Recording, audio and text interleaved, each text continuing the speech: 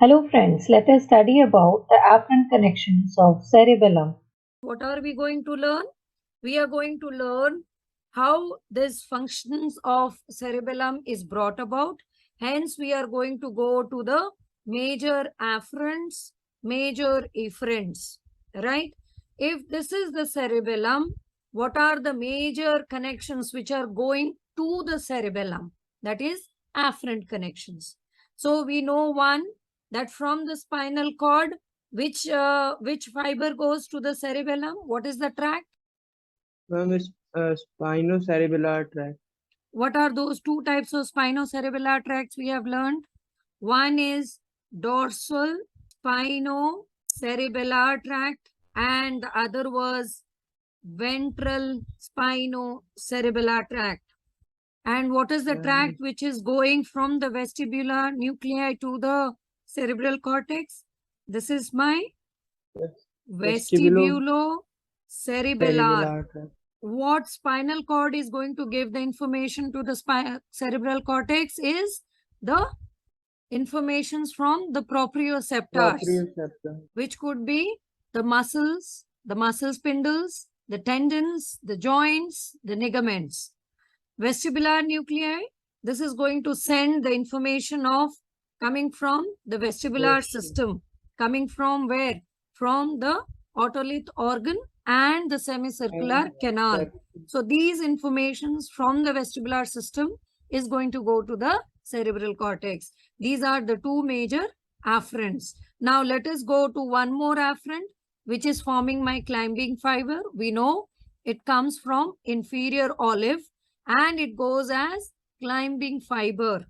We call this as climbing fiber, and this is passing through the inferior cerebellar peduncle, right?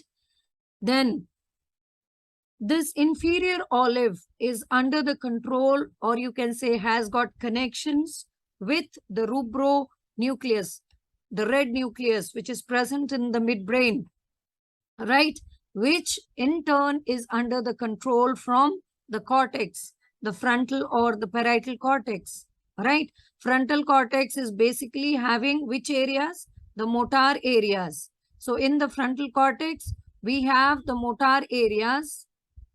And what motor areas do you remember? Primary motor area, premotor area, and supplementary motor area. From the pontine nuclei, via the middle cerebral peduncle, the fibers are entering into the cerebellum. And who is controlling the pontine nuclei?